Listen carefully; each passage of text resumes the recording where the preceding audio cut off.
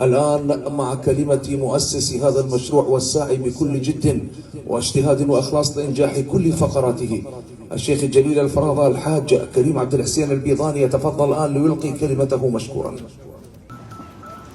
لو نسترجع إلى التاريخ، السنن العشائرية الموجودة الآن في عموم العراق،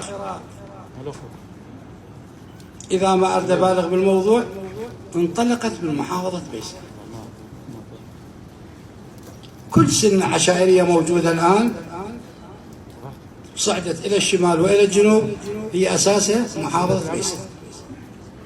لكن العكس، الآن شكو سنة سيئة، الآن بالمرحلة اللي احنا بها الآن شكو سنة سيئة كذلك انطلقت بالبيسان.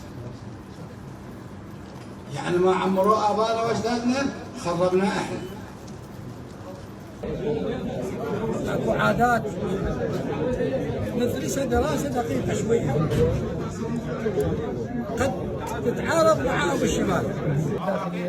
قلت الان ممكن هذا المشروع خلنا اطرحه بكت طرحت الان، سمعت في بعض العشائر الناس غايه لا تدري، ما ممكن كل الناس تقبل، لكن نسبه اكبر هي كل واحد يدخل بالقانون وافق.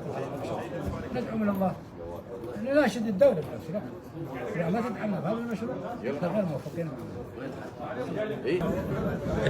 يعني استقرار الامن في المحافظة يعني بدرجة لا يحمد عقباه. رجل الدين ماشي بدينه، رجل السياسة ماشي بسياسته، رجل العشيرة لازم يكون تتحرك عشائرنا حتى تصحح المسار. سنايرنا موجودة، تصحيح للمسار العرف العشائري. اثنين، ميسان هي من السناير، يعني انطلاق السنة العشائرية هي من محافظة ميسان.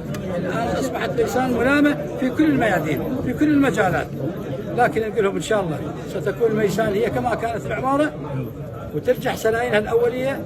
الهدف من ذلك هو استتباب الأمن وتصير قوة رادعة إلى الجهات الأمنية في المحافظة، ومن الله التوفيق. حتى كريم البيضاني رئيس عشيرة البيضاني.